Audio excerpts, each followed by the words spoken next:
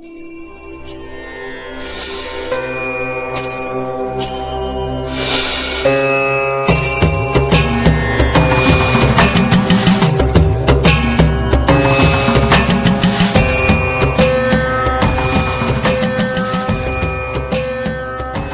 जय श्री सीताराम, जय जय श्री त्रिपुरा। आप सभी का पुनः बहुत बहुत स्वागत है।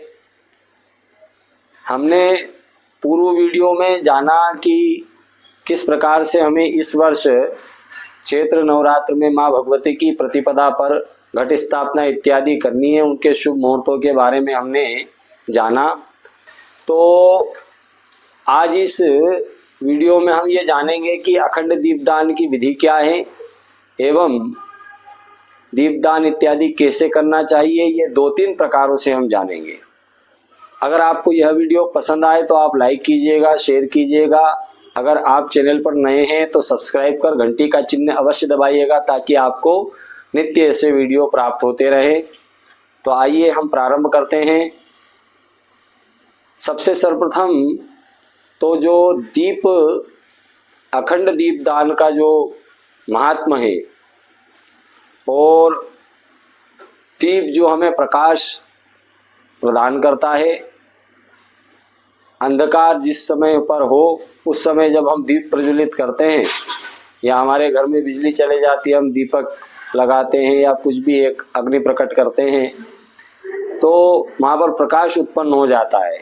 तो जब हम दीपक देवालय इत्यादि में देवताओं के सामने लगाते हैं, उसी प्रकार से हमारे समस्त जो अंधकार व्याप्त है किसी भी प्रकार का, वो एक तो अंधकार दूर होता है और हमें प्रकाश प्राप्त होता है माँ भगवती की कृपा से, या जिन भी देवताओं के समक्ष हम दीपदान इत्यादि करते हैं। पर यहाँ पर विशेष चैत्र की प्रतिपदा से जो नवरात्र काल इत्यादि आते हैं, इसमें दीपदान इत्यादि की विधि जो है वो माँ भगवती के सामने हम घृत का भी लगा सकते हैं एवं तेल का भी लगा सकते हैं। अगर नवरात्र काल चल रहा है और इस काल के अंदर नवरात्र के बीच में अगर संयोगवश कोई अनुष्ठान इत्यादि, कोई स्तोत्र का पाठ, दुर्गा सप्तशती का पाठ, कवच का पाठ, कुंजिका स्तोत्र का पाठ, राम रक्षा स्तोत्र, या जो भी हम माँ भगवती को प्रसन्न करने के लिए पाठ इत्यादि जप इत्यादि करते, अगर संयोगवश वो नहीं कर पाते हैं तो एकमात्र दीप दान करने से भी उसे पूर्ण नवरात्रि का प्रतिफल प्राप्त होता है। तो देशी गौ माता के घृत का जो दीपक है वो मट्टी के दीपक इत्यादि में लगाया जाता है। तो उसमें कह सकते हैं मूली इत्यादि की भी जो बाती होती है वो बनाई जाती है, रुई की भी बाती बनाई जाती है, पर संभवतः मूली इत्यादि की लंबी रहती है, लंबा काल रहता है। तो दीपक के अंदर घृत डालकर थोड़ा सा कुछ एक अक्षत वगैरह प्रक्षेप कर दे। सबसे सर्वप्रथम तो जो दीपक इत्यादि है अगर वो मिट्टी का हम लाते हैं उसकी परंपरा है, और आजकल ताम्र इत्यादि के भी चल गए हैं। तो मिट्टी अगर इत्यादि का लाते तो उनको पहले शुद्ध गला दें, जल में स्नान ध्यान करा के सुखाने के बाद में फिर आप उनको उपयोग में ले। दोनों को लंबी बत्ती इत्यादि बनाकर दीपक को स्थापित कर दे यथा योग्य। अब स्थापित कहाँ करना है, तो शास्त्र में कहा है कि देव्या दक्षिणे घृतम दीपकम, देव्या दक्षिणे घृत दीपकम। माँ भगवती को दक्षिण की ओर, मतलब सीधे राइट हैंड साइड की ओर घृत का दीपक लगाना चाहिए। और देव्या वामे तेल दीपकम, माँ भगवती के लेफ्ट हैंड साइड तरफ, उल्टे हाथ तरफ, उधर की ओर तेल होना चाहिए। जहाँ माँ माता जी को हमने स्थापित करा, घर में हम जहाँ पर भी पूजन करते हैं, उसके राइट, माता जी के राइट हैंड तरफ सीधे हाथ तरफ जो है घृत का, और उल्टे हाथ तरफ तेल का दीपक लगाना चाहिए। ये शास्त्र का वचन है। और इसी परंपरा से अगर हम जब लगाएंगे तो हमारा, अगर घृत का दीपक लगा रहे तो हमारे उल्टे हाथ तरफ हमें लगाना है, और तेल का दीपक लगाना है तो हमारे सीधे हाथ तरफ लगाना है। तो हमारा लेफ्ट राइट ऐसा हो जाएगा। तो माता जी का राइट घृत का और उल्टे हाथ तरफ माता जी के तेल का। अब आप जब दीपक को स्थापित कर देते हैं तो उसके उपरांत जब दीपक को प्रज्वलित कर रहे हैं तब आप कोई भी मंत्र बोल सकते हैं जो आपको आता हो। शुभम भवतु कल्याणम आरोग्यम सुख संपदाम शत्रु बुद्धि विनाशाय दीपक ज्योतिर्नमोस्तुते या दीपस्त देवताभ्यो नमः दीप नारायणाय नमः या फिर श्री कर्म साक्षिण्ये नमः, जो हम कर्म कर रहे हैं उसकी साक्षी भी है तो कर्म साक्षिण्ये नमः भी कह सकते हैं। एवं अग्नि ज्योति रवि ज्योति चंद्र ज्योति तथैव च उत्तमः सर्व ज्योति नाम दीपोयम प्रतिगृह्यताम, इस श्लोक को भी कहकर दीपक प्रज्वलित कर सकते हैं। और उसके बाद में दीपक घर हो तो उस पर चंदन इत्यादि लगा दें। अगर दीपक घर नहीं है, जिस भी पात्र में हमने करा उस पात्र में गंधाक्षत पुष्प या आप ऐसे कंकु इत्यादि लगाकर और चंदन लगाकर वहां पर एक पुष्प अर्पित दोनों तरफ कर सकते हैं और दीप नारायणाय नमः कहकर उन्हें प्रज्वलित भी कर सकते हैं, उनकी पूजन भी कर सकते हैं और उसमें अक्षत इत्यादि हल्के से एक आदि छोड़ सकते हैं।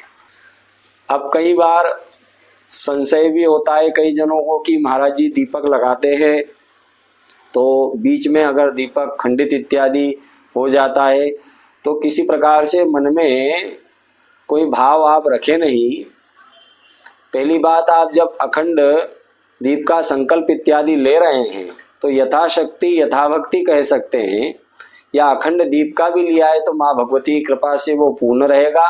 पर आप जब उसकी बाती जब लो इत्यादि आप उसको सही कर रहे हैं, ऊपर कर रहे हैं या नीचे कर रहे हैं, उस समय विकल्प के तौर पे एक दीपक प्रज्वलित कर कर वहां पर विराजित कर दें।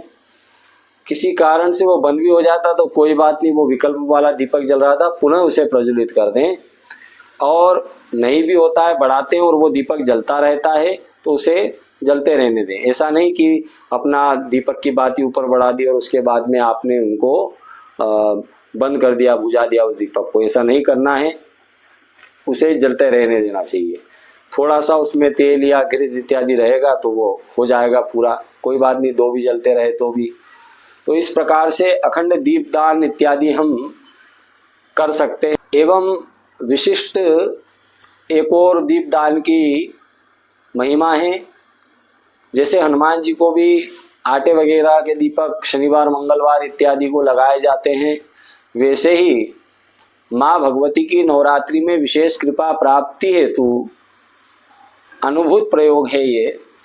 माँ भगवती को भी गोधूली वेला में संध्या काल के समय, जो कि सूर्य अस्त से 12 मिनट पूर्व और 12 मिनट बाद का, ये 24 मिनट का एक मुहूर्त होता है, इसी के मध्य में माँ भगवती के समक्ष अपने निकटतम देवालय जो अपने कॉलोनी मोहल्ले इत्यादि में बने होते हैं वहां पर जाकर, जहाँ पर प्रतिष्ठित माँ भगवती की विग्रह स्वरूप में माँ भगवती साक्षात ही विराजित है प्रतिष्ठित होकर, उनके समक्ष आप लगाएं।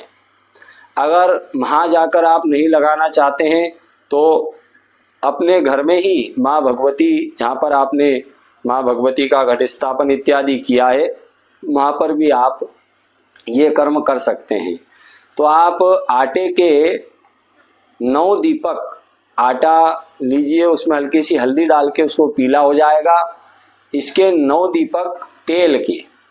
अब तेल कौन सा लेना है, तो वैसे भी शास्त्र में अखंड दीप लगाएं या कोई भी लगाएं तो एक तो घृत और एक तिल का तेल, इनका विधान विशेष है।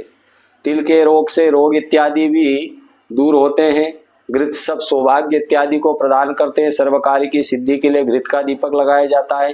रोग इत्यादि अगर दूर करने हैं, शारीरिक पीड़ा इत्यादि है तो हमें तिल के तेल का दीपक लगाना चाहिए माँ भगवती को। अगर किसी को किसी प्रकार की बाधा है, कोई किसी प्रकार के संकट इत्यादि होते हैं तो वहाँ पर चमेली के तेल इत्यादि माँ भगवती को 9 दिन पूरे लगाए जा सकते हैं।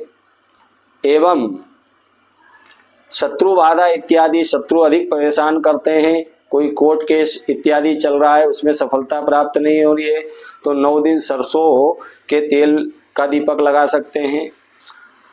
एवं नाना प्रकार से और भी शास्त्रों में बताया गया है तेल इत्यादियों का। तो यहाँ पर भी जिस जो मनोकामना आपकी हो, ऐसे ही माँ भगवती को देवालय में या अपने देवालय नहीं जा सकते तो घर के अंदर 9 दीपक छोटे छोटे से बनाकर हल्की सी उस आटे में डालकर 9 दीपक बनाएं, उनमें तेल लंबी बत्ती वाला और एक धूप बत्ती अर्पित कर माँ भगवती को प्रेम से गोधूली काल के अंदर माँ भगवती को अपना जो भी आपकी अभिलाषा है वो निवेदित करें, तो अवश्य ही माँ भगवती की कृपा से वो आपके कार्य नवरात्रि में पूर्ण होंगे। पर जो आपके अच्छे कार्य हैं, किसी प्रकार से हमें कभी किसी के बारे में, दूसरों के बारे में कुछ अनुचित नहीं सोचना चाहिए कि उसकी अरिष्टता, उसको ऐसा हो जाए, उसको ऐसा हो जाए। कोई हमारे प्रति क्या कर रहा है उसे कर लेने दीजिए। माँ भगवती हैं, वो हमारी रक्षा करने के लिए हैं। आप अपना कार्य करें और उनको उनका कार्य करने दें। तो किसी के प्रति गलत कार्य करने के लिए भावना इत्यादि से ये कार्य ना करें। सुख समृद्धि, धन समृद्धि, अपने शरीर को स्वस्थ बनाने के लिए और अपनी रक्षा करने के लिए आप ये कार्य करें। माँ भगवती अवश्य ही इन सब कार्यों को सिद्ध करेगी। और गो घृत का दीपक भी विशेष तौर पर देसी गाय के घृत से भी जो एक ऊर्जा घर के अंदर निर्मित होगी, उससे भी कई रोग नाशक एनर्जी निकलती, जिससे शरीर में स्थित जो 9 दिवस तक वो अखंड दीप जलेगा, उस 9 दिवस के अंदर उसकी एक ऊर्जा घर के अंदर प्रवाहित होगी। तेल का हो या घृत का हो, पर विशेष गौ घृत का, गाय के घी का, देसी गाय के घी का, उससे हम जब दीपक लगाते हैं 9 दिवस तक जलता है, तो एक जो ऊर्जा उसमें 9 दिन में वहां पर बनती है, उससे शरीर में स्थित कई रोग भी साइंस के हिसाब से वो भी दूर होते हैं। हम तो मानते ही हैं कि शास्त्र में ये चीज है और गौ माता की कृपा से अवश्य ही होती है। एवं विशेष नवरात्र में आप गौ सेवा जरूर करें, गौ माता को चारा इत्यादि अवश्य खिलाएं।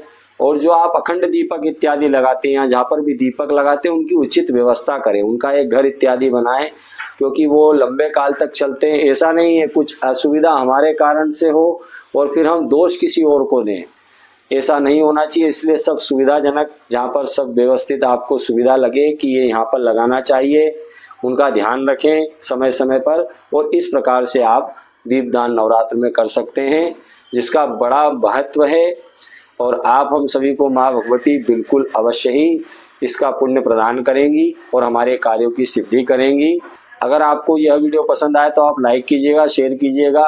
नए हो तो सब्सक्राइब कर घंटी का चिन्ह अवश्य दबाइएगा, ताकि इस प्रकार की जानकारी आपको भी प्राप्त हो सके और सभी को भी आप इस प्रकार की जानकारी दें और धर्म का लाभ लें। जय जय श्री सीताराम, जय जय श्री त्रिपुरा।